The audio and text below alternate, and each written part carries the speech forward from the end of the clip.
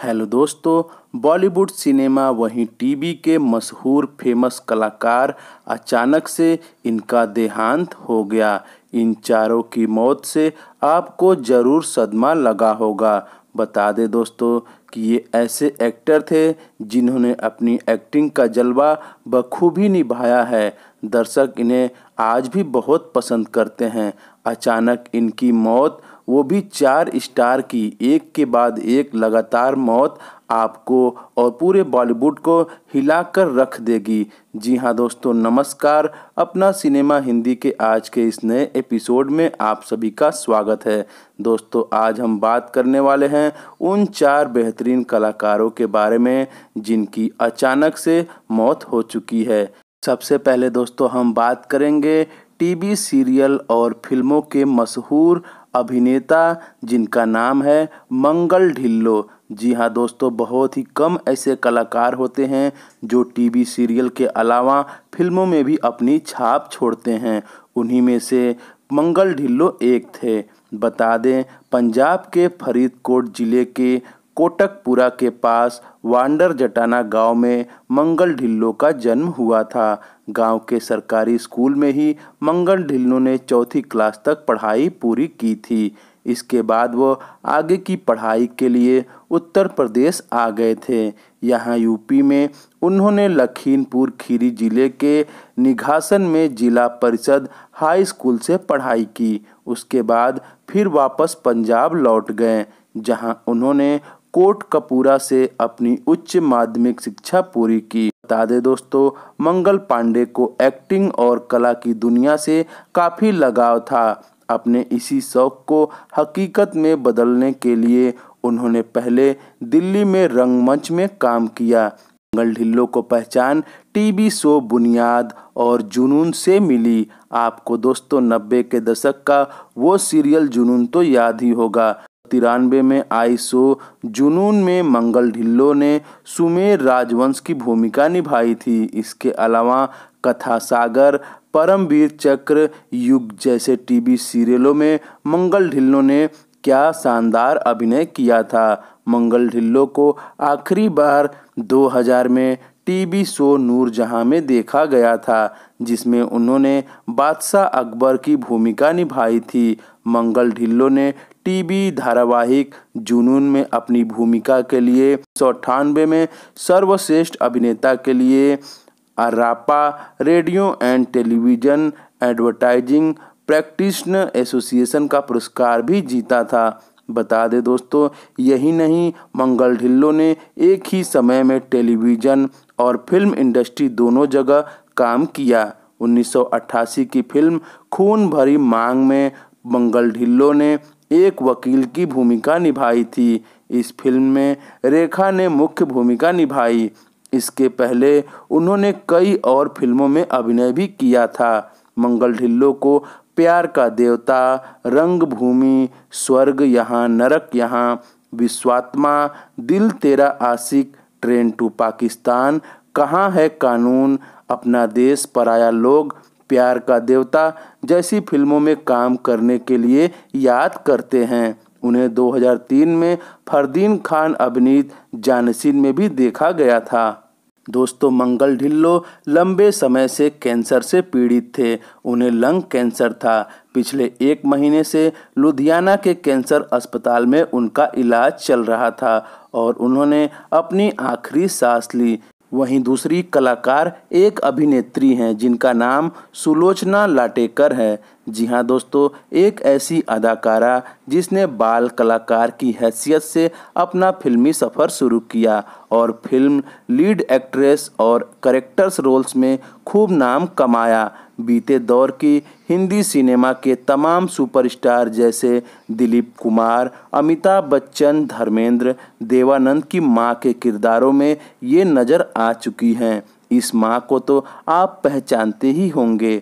7 दशकों तक इन्होंने भारतीय सिनेमा को अपनी कला से रोशन किया है। मराठी हो, हिंदी हो या फिर दक्षिण भारतीय फिल्में हो, सुलोचना लाटेकर ने अपने हुनर का डंका हर जगह बजाया है। बता दें दोस्तों इनके शुरुआती जीवन के बारे में, तो सुलोचना लाटेकर का जन्म हुआ था 20 जुलाई 1929 में कर्नाटक के बेलगाम जिले के खड़कलाट गांव में। इनका गांव महाराष्ट्र की सीमा के एकदम करीब है। महाराष्ट्र का कोल्हापुर शहर इस गांव से मात्र 40 किलोमीटर की दूरी पर मौजूद है। सुलोचना जी के पिता कोल्हापुर रियासत में दरोगा की हैसियत से नौकरी किया करते थे। पढ़ाई लिखाई की अगर हम बात करें तो सुलोचना इनके गांव का नाम खड़कलाट था, जो लोग इनके परिवार को लाटकर कहा करते थे।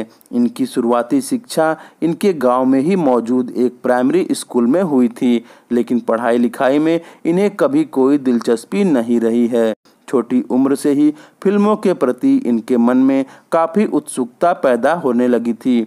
चलचित्र देखकर ये अक्सर पर्दे के पीछे जाती थी, ये जानने की आखिर इस पर्दे के पीछे कौन है। दोस्तों फिल्मी सफ़र की बारे में बात करें तो एक दिन इनके पिता के दोस्त के घर मास्टर विनायक आए थे। मास्टर विनायक उस जमाने के जाने माने फिल्म प्रोड्यूसर और डायरेक्टर थे। कोल्हापुर में मास्टर विनायक की खुद की एक फिल्म कंपनी थी जिसका नाम था प्रफुल्ल पिक्चर। मास्टर विनायक को जब सुलोचना की कहानी का पता चला तो उन्होंने सुलोचना को अपनी फिल्म कंपनी में नौकरी करने का ऑफर दिया।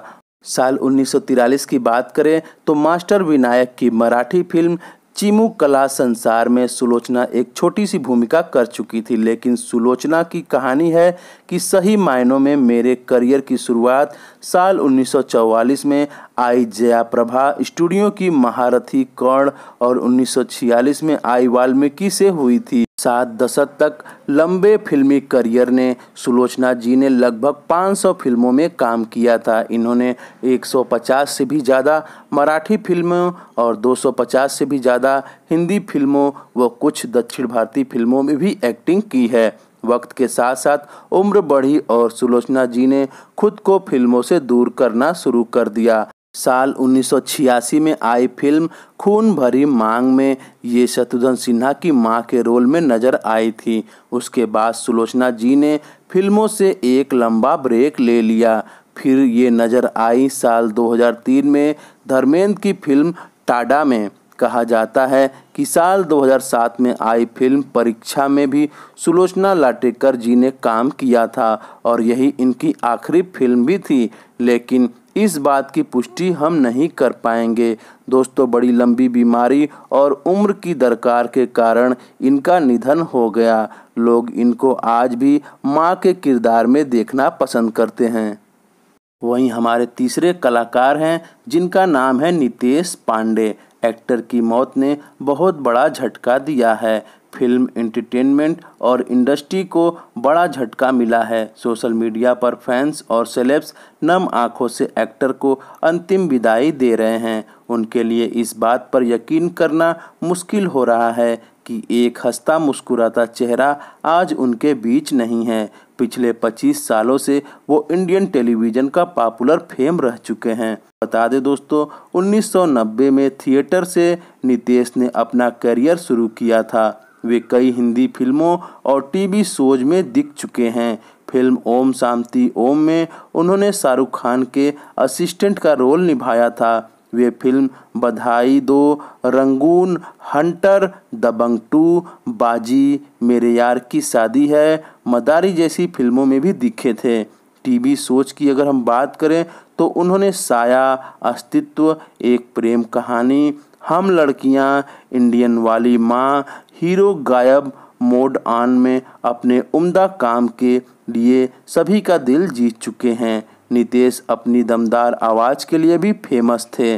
उनका खुद का एक प्रोडक्शन हाउस भी था जिसका नाम ड्रीम कैस्टल प्रोडक्शन था। वहाँ ये रेडियो शोज बनाते थे। आखिरी बार ये अनुपमा शो में दिखे थे।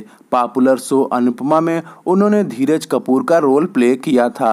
शो में उन्होंने अनुज का दोस्त बनकर एंट्री ली थी। सीरियल में अभी भी उनका ट्रैक चल रहा था, लेकिन देखिए किसे पता था कि उनकी आखिरी शो कहलाएगा। अनुपमा शो की टीम नितेश पांडे के निधन की न्यूज सुनने के बाद सदमे में है। बता दें दोस्तों, नितेश पांडे की कार्डियक अरेस्ट होने की वजह से उनकी मौत हो गई है। सोशल मीडिया पर और फैंस उनको नम आंखों से विदाई दे रहे हैं। महज 51 साल की उम्र में उनका चले जाना फिल्म इंडस्ट्री और टीवी शो को बहुत बड़ा नुकसान उठाना पड़ेगा। वहीं दोस्तों, चौथे कलाकार है गुफी पेंटल।